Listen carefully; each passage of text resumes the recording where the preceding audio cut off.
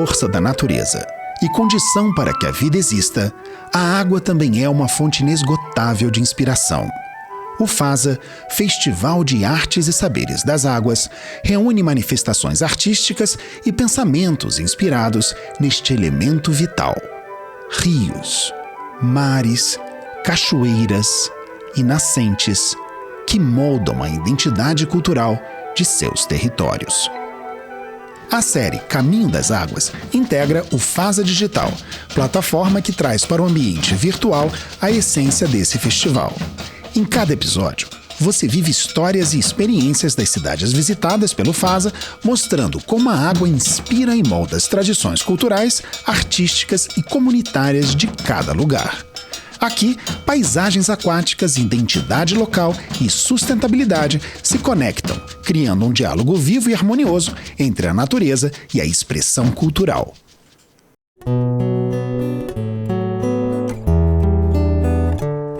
Um refúgio de encanto e serenidade, onde o mar emoldura a biodiversidade de uma natureza exuberante. Terra de águas cristalinas que fluem na alma de uma cultura caiçara genuína. Este é o arquipélago de Ilhabela, local de partida deste primeiro episódio de Caminho das Águas. Ao longo dessa viagem, onde contemplamos seus rios, admiramos suas cachoeiras e nos deixamos envolver pelas belezas do seu mar, fomos apresentados a diversos personagens que nos mostram um pouco das artes e dos saberes das águas de Ilhabela. Nossa primeira parada foi a Cachoeira de Água Branca. E quem melhor para nos guiar nesta jornada do que Danilo Tanho, um defensor incansável do ecoturismo e do desenvolvimento sustentável em Ilhabela. É uma das principais de Ilhabela. Ilhabela é a ilha que mais tem cachoeiras no Brasil. O pessoal costuma falar que são 365 cachoeiras, mas isso é um mito. Ilhabela tem centenas de nascentes, são realmente centenas de nascentes que descem desde o alto das montanhas até o mar. Essas nascentes vão encontrando outros cursos da água e formando os córregos, os ribeirões, e aí as cachoeiras, que são as quedas d'água. Nós temos 38 quedas d'água catalogadas em Ilhabela. A Cachoeira da Água Branca é uma das principais de Ilhabela. As águas começam a correr lá de cima da montanha, passa por um atrativo natural do Parque Estadual que é muito importante, que é muito visitado, que é a Trilha da Água Branca, que possui 5 poços ali, e aí ela chega aqui onde ela deságua nessa queda, até ela realmente encontrar o Ribeirão da Água Branca e desaguar no mar, como todas as outras águas da ilha. Aqui é muito importante, essa queda é tão importante que a usina hidrelétrica de Ilhabela veio para cá antigamente. Ela começou no bairro da Vila, mas aí alta demanda dos moradores, faltava energia, então ela veio para cá onde tinham mais águas, só que mesmo com uma cachoeira grande, imponente, desce com bastante água, ainda assim acabava faltando, por isso que a energia elétrica hoje vem através de cabos submersos de São Sebastião para cá. Mas essa é uma cachoeira muito importante para toda a vida de Ilhabela desde então. Nós temos um lençol freático bem alto, então por isso que tem bastante cachoeira na ilha. Mas a gente precisa que esteja chovendo justamente para encher esse lençol, para que tenha esse fluxo das águas. Agora a gente está numa época do ano que é mais seca, que chove menos, tem menos pancadas da água, então a gente pode ver o que acontece na ilha quando está chovendo pouco.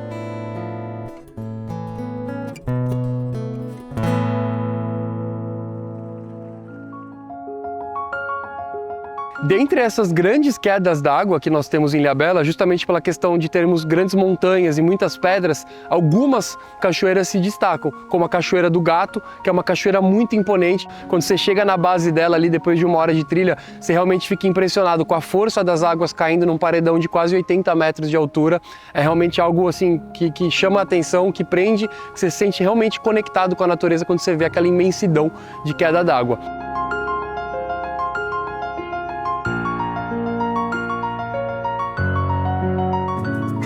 O Parque das Cachoeiras é um lugar de Ilhabela que o pessoal busca essa conexão no meio do dia a dia, fala, vou dar uma escapadinha, vou dar uma mergulhada, vou simplesmente escutar o barulho das águas ali no meio das árvores, barulho dos pássaros. Então o pessoal do mountain bike vem bastante para cá, o pessoal da corrida de montanha vem bastante para cá.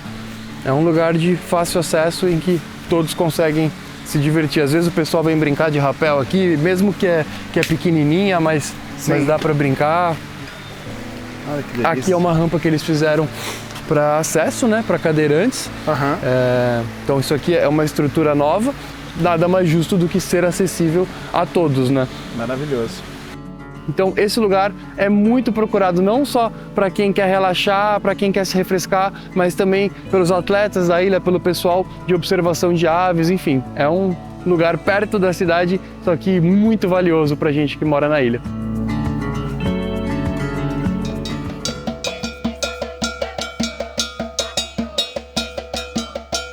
Bem próximo à queda da Cachoeira da Água Branca, ensaiava em uma pedra no meio do rio o Marabantu, conjunto percussivo liderado pelo músico Pedro Vercelino, que estuda e promove a cultura do maracatu de baque virado em Ilhabela.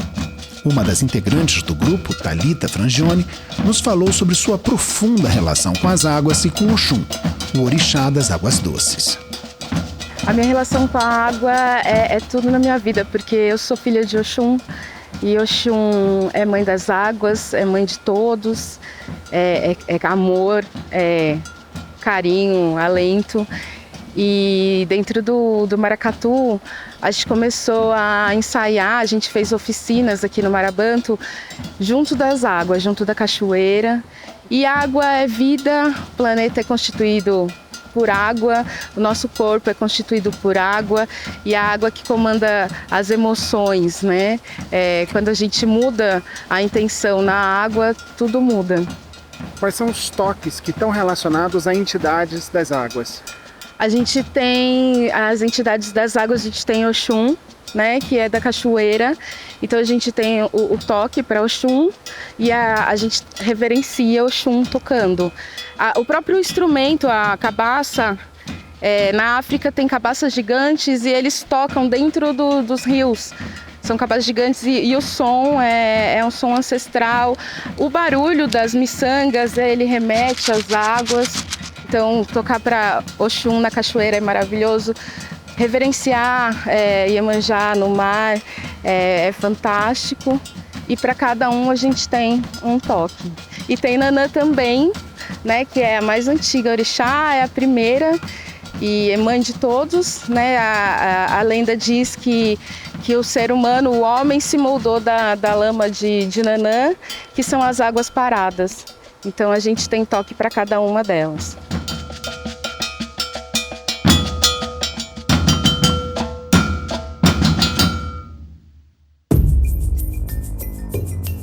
Na entrada do Parque Estadual de Ilhabela, nosso guia, Danilo, nos levou por uma caminhada pela Trilha da Água Branca, onde realizamos o Passeios Fasa, uma atividade do festival que leva o público a conhecer em loco um pouco das belezas hídricas de cada cidade visitada. Passando pela estrada que cruza o Parque Estadual de Ilhabela, chegamos à Praia de Castelhanos. Neste espaço bucólico e inspirador, tivemos a oportunidade de vivenciar a cultura das águas presentes no universo da vida caiçara deste arquipélago. A começar por provar as delícias da culinária local preparadas pela família Gonçalves de Souza. Aline, a gente está aqui de frente desses quitutes maravilhosos que mostram essa cultura caiçara, essa cultura da gastronomia que vem das águas desse mar que está aqui na frente da gente. E você, com 22 anos, deve ter presenciado muitas transformações aqui nessa cultura. Queria que você falasse um pouquinho para a gente dessa cultura caiçara, dessa culinária que tem nessa região e de que forma, ao longo da sua vida, você viu transformações acontecerem nessa cultura. Eu cresci aqui, né? Meu pai é pescador, a gente foi sustentado muito por esse mar, com todo o conhecimento tradicional que ele tem. E também tive uma parcela da minha vida na cozinha com a minha mãe. E daí, quando eu terminei o ensino médio aqui em Castelhanos, eu fui estudar gastronomia. E aí, quando eu voltei, cheia de sonhos de tentar contar um pouco da nossa história através da comida, que é uma coisa que eu me identifico, né? Por ter um pai pescador e uma mãe cozinheira que também viveu parte da vida no mar. Eu me deparei com esse turismo em massa, né? E aí, enfim, hoje eu tive que sair da cozinha e comprar essa luta, que é fortalecer mesmo o resgate dessa cozinha. E também de todo modo de vida tradicional. A pescaria é uma das tradições que resistem até hoje, né? Dentre todas as práticas tradicionais que a gente já vem sofrendo mudanças e até perdendo mesmo. Agora é época de tainha, né? Uhum. E daí os nossos pais cresceram na época de tainha com os avós. Bom, meus avós, os pais da minha mãe, todo mundo chegava com peixe e aí você limpa o peixe, faz ele para o almoço e a ova a gente come com café e farinha. Que é essa farinha da praia vermelha, essa farinha fina, né? Que a gente costumava fazer. E, por exemplo, esse prato hoje a gente não consegue servir para esse turismo que frequenta Castelhanos, porque não é um turismo que valoriza a cultura, enfim. Esse movimento ele fortalece os pescadores, fortalece o nosso contato com o mar e a gente justifica, né, esse uso das águas, principalmente.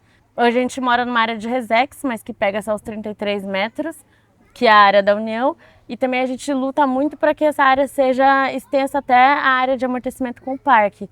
Então, a gente também tenta estender isso para o mar, principalmente para proteger os pescadores, né? Porque a gente tem uma pesca predatória que fica numa área que não pode, porque não tem fiscalização, e isso interfere no nosso modo de vida, porque hoje o pescador vai para o mar e ele volta com bem menos peixe do que antigamente.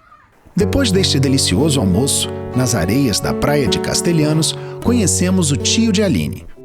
Áureo nos falou um pouco sobre o universo dessa vila caiçara e também nos mostrou suas habilidades com as redes. Como é que é feito isso? É você que faz essas canoas? Me conta um pouquinho. Essas canoas, na verdade, ela é feita de uma árvore só, né? Você pode ver que ela não tem emenda. Antigamente, no cerco flutuante, a gente usava só isso aqui. Era só canoa. Não tinha essas lanchinhas que a gente vê hoje. Era só canoa. E aí sim, a gente escolhia as madeiras, né? As madeiras, pô, essa aqui é madeira engá, essa é engá. E aí a gente vai lá na mata, quero fazer uma canoa, vamos supor, de 8 metros. A gente escolhe uma árvore. Antigamente era no machado, não tinha essa de motosserra, não. Meu pai era o maior canoeiro. Pegava o machado, ia pro mato, ficava o dia inteiro lá e fazia as canoas mesmo. E eu aprendi com ele. Eu comecei a andar nas águas com 7 anos de idade, né? 7 anos de idade eu já comecei a entrar na canoa, com essa aqui, para pescar com meu pai. Então, é uma coisa que tem muita relação com a água, né? Tem muita relação. A parte do meu sustento vem da água, né? Eu sou pescador, pesco, a minha renda, hoje a maior parte da minha renda ainda tem turismo, mas é mais do mar, né? Porque eu trabalho com peixe, eu uso a água do mar para largar minha rede. E antigamente a gente tinha um jeito de pesca mais legal, né? Porque assim, hoje a gente tem muito impacto das pescas industriais. Isso prejudicou muito a pesca artesanal, né? Vamos supor, dentro da Baía do Castelhano, se você olhar daquela ponta lá, que a gente chama ponta da Cabeçuda, ela é totalmente proibida para pesca industriais. Ela está já no mapa, já indicando que ali não pode, 23 metros, não pode pesca predatória nenhuma, é só pesca artesanal. E os caras entram, né? À noite a gente não vê, isso detona, leva muito as pescarias da gente e a gente não tem mais aquela quantidade de peixe que tinha antigamente por causa disso aí, né? E também o sonar que os caras usam no barco, um barquinho hoje um barquinho de 8 metros já tem um sonar aí que custa, entendeu? E aí os caras vêm numa área proibida e usam o sonar e enquanto o pescador me leva tudo, né? Isso aí é uma coisa que é um grande impacto para a pesca hoje, né? Cultural hoje da nossa comunidade, é esse negócio aí, né? E as redes? As redes a gente também faz na mão e quando a gente usa muita rede, a gente já pega os fardos, compra nas fábricas de rede, né? Tem um cipó, né, no mato, que antigamente não tinha essas cordas. Era feito do cipó, tem uma madeira no mato que a gente chama a cupiúba. Aí a casca daquela cupiúba, você tira ela e coxa, tipo faz uma corda, né? Não tinha essas cordas. Outro pescador, Lauro de Souza, também nos fascinou com a velocidade e o virtuosismo da dança de suas mãos ao tramar uma rede de pescar. Da pescaria de Áureo e Lauro, vimos que tudo se aproveita. O que não alimenta vira arte nas mãos da habilidosa artesã Laurinda Maria de Moraes Lúcio. As escamas da tainha e o rabo deste peixe são transformados em belos brincos. Então aqui em Ilhabela a gente pode dizer que a gente não só come o peixe, como a gente ainda aproveita para fazer essas obras de artes maravilhosas. Eu ainda não consigo fazer 100% do aproveitamento, Claro que mas eu acho que aproveito uns 80%. Que maravilha! A natureza nos dá de tudo, é questão de querer usar. Tudo vem das águas, né? E das águas, exatamente, é. O capiá precisa da beirada da água também, porque senão na seco ele não vai. É uma semente natural também daqui. Muito E ela dá muito em beirada de cachoeira. Isso aqui que você tá vendo veio das águas. É um aglomerado de salitro. Olha que massa. E é leve? Nossa, super leve, parece uma pedra, mas é Mas leve. não é. É um aglomerado de salitro. Tudo vem das águas, sim. Cortinas também vêm das águas. Também das águas lá. Tem mexilhão, tem Vamos ali as ver. conchas. E isso aqui, como é que é o nome? Mobile, né? É, são móveis de concha. Eu gosto bastante de fazer. E eu vendo bem elas. Elas são bem gostosas. Eu gosto quando tá ventando, eu durmo com a janela aberta, aquele barulhinho legal. E ali uma cortina. É uma cortina. E aqui tem mais outros brincos, né? Isso aqui é o quê? Escama da tainha. Qual que é da tainha? Todas que tá aqui. Todas são escamas da tainha. Todas. Essa rosa também. Também, depois que eu trato, ela vai para outro tratamento que é álcool com tinta de caneta esferográfica para ela chegar. Essa daqui, ó, na realidade a tinta é vermelha, mas não sei como que ela chegou nesse tom. Fica uma cor de salmão, né? Sim, ficou muito bonita. E essa é a cor natural dela. E essa é a natural. Dá para fazer várias coisas. Que bonito, hein? Danilo também compartilhou conosco a rica história marítima de Ilhabela, marcada por naufrágios e a presença de piratas que utilizaram a ilha como refúgio e esconderijo de tesouros. Em um certo momento da história de Ilhabela, teve resquícios de uma ocupação das tribos Macro-G, que viviam na Serra do Mar, mas que em certo momento ocuparam as regiões litorâneas. E essa falta dos territórios indígenas em Ilhabela facilitou muito para que os piratas e corsários, no período de colonização, utilizassem Ilhabela muito como um covil para planejamento de saques, como foi que o Thomas Cavendish, um famoso corsário da Rainha Elizabeth, planejou o ataque da Vila de Santos e São Vicente. Foi aqui atrás da gente, no porto do Saco do Sombrio, que ele fez o planejamento desse ataque. E tem diversas histórias de piratas que esconderam tesouros aqui na ilha, inclusive um famosíssimo, que é o Tesouro de Trindade, que muitas pessoas acreditam que está em Ilhabela, que teve um belga, o Paul Turry, que gastou mais de 40 anos aqui no Saco do Sombrio tentando encontrar esse tesouro, que era um tesouro que foi saqueado pelos espanhóis, dos incas, das igrejas no Peru, e quando eles foram expulsos de lá, eles trouxeram toda essa riqueza, e aí um corsário chamado pirata Zulmiro, conhecido como Zulmiro, que saqueou eles e teria escondido ou na Ilha de Trindade ou aqui na ilha de São Sebastião, maior ilha do arquipélago de Ilhabela. E com isso, vários navios também vieram a naufragar em Ilhabela, tanto nessa época do período de colonização, e essa quantidade de navios que afundaram nessa época a gente não tem o conhecimento, que isso se perdeu, mas a partir de um certo momento na história que começou a se registrar esses naufrágios, Ilhabela hoje é conhecida como a região insular que mais tem naufrágios no Brasil. E aí com esses naufrágios existem diversas histórias, como por exemplo do navio Concar, que afundou carregando massa de tomate e azeite, e o povo local acreditou que era tinta para pintar as casas, e aí pintaram as casas com essa tinta. Quando choveu a tinta escorreu, acharam que era uma tinta tranqueira, que não servia para nada, amaldiçoada. Usavam do azeite para acender as lamparinas. Na época utilizavam óleo de baleia, né? Em Ilhabela teve o período da caça das baleias. Tem a Praia da Armação, que era justamente onde tinha a empresa, a Armação das Baleias, que chegou a matar no ano de 1936, se eu não me engano, 850 baleias.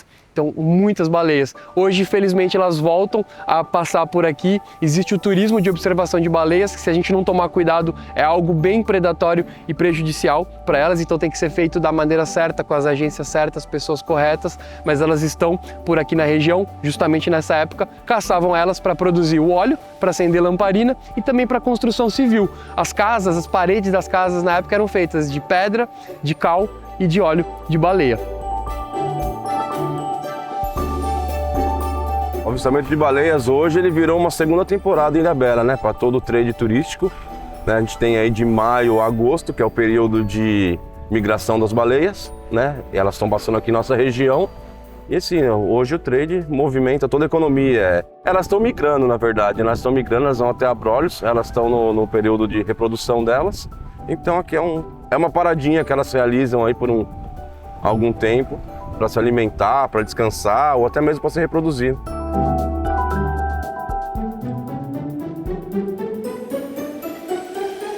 Você sente que há um aumento desde que você começou a trabalhar com avistamento de baleias? Você sente que há um aumento do número de baleias que podem hoje em dia ser avistadas aqui em Ilhabela?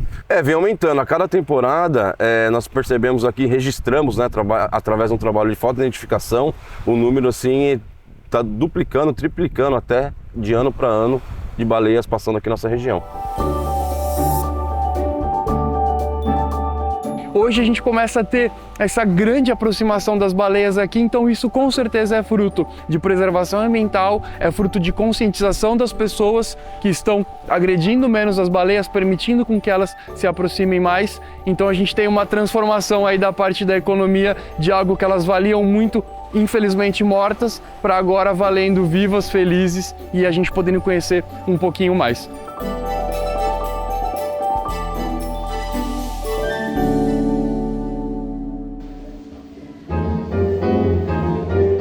Além de revelar as belezas das paisagens naturais e das tradições desta região, o Caminho das Águas também exaltou a vibrante produção cultural do arquipélago, que é inspirada pelas águas que o rodeiam.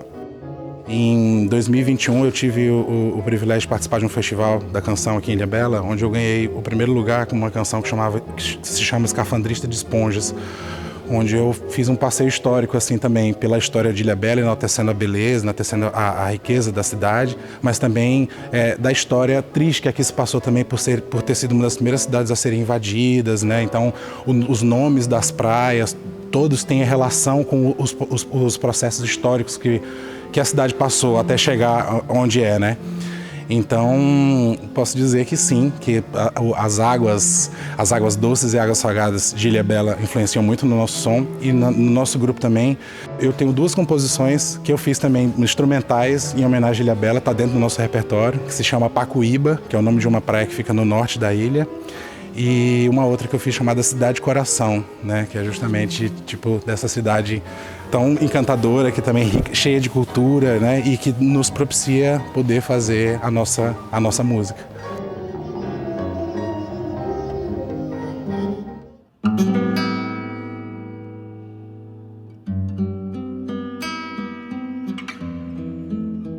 Eu comecei a fotografar muito cedo e estava sempre já muito envolvida com o mar e resolvi que eu não queria mais ficar na praia, eu queria saber o que tinha ali embaixo. Então eu já fotografava quando eu resolvi ser mergulhadora para fotografar o fundo do mar. E desde então essa conexão com o mar me acompanha, é uma conexão que não vem de família, eu sou de uma família, venho de uma família muito do campo, então é uma conexão interna mesmo, muito peculiar. E eu fui atrás dela, eu tive que vencer barreiras assim para realmente estar perto do mar. Escapei de São Paulo muito cedo, resolvi vir morar na ilha já há 25 anos que eu estou aqui. E esse entorno, a ilha inteira, o mar, me inspira diariamente. Eu agradeço diariamente essa inspiração e esse poder estar aqui e me alimentar desse entorno, né, da Ilhabela, não só das águas, como da própria ilha, que é muito impactada, né? É uma ilha, está cercada de água por todos os lados e eu me sinto cercada de inspiração por todos os lados e a cada momento. Eu sempre tive muita conexão com a natureza. Desde pequena, né, eu sempre gostei do mar, sempre me conectei com o mar e aos poucos eu fui descobrindo que a minha paixão é pelas cachoeiras, né? Eu sou filha das águas, preciso estar em contato com a natureza, eu preciso estar no mato, né? Eu preciso estar nas águas. E aos poucos eu fui entrando nesse processo de autoconhecimento, me identificando como parte da natureza. Foi aí que eu vim direto para ele, voltei, né? Vim direto para Ilhabela, eu estava morando fora, inclusive. E aí, desde então, a minha conexão com a natureza nunca mais parou. Eu sempre fui mais da cachoeira, eu sempre tive essa conexão. Naquela época, eu não conseguia entender o porquê. Hoje, para mim, faz sentido. Eu, particularmente, gosto muito da Cachoeira da Água Branca. Eu amo, e tem algumas secretas também que são secretas, né? Então eu não vou dizer aqui. Quando eu era criança, Aquela região ali era um condomínio fechado e a minha tia morava lá, então a gente tinha acesso direto à cachoeira. A gente chegava aí naquela queda grande, né, quando não estava tão perigoso assim. Eu tenho essa lembrança e eu tenho o sonho de morar próximo da cachoeira, ouvindo realmente o som da cachoeira, né? Tem essa memória de infância. Então acho que é por isso que eu me conecto com a Cachoeira da Água Branca.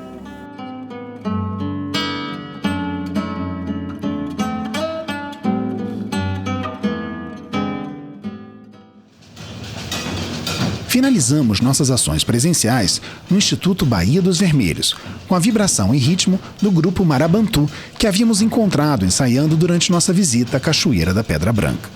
O grupo conduziu um cortejo pelos espaços do Instituto Baía dos Vermelhos, resgatando a tradição do maracatu e celebrando a conexão espiritual com Oxum e Iemanjá.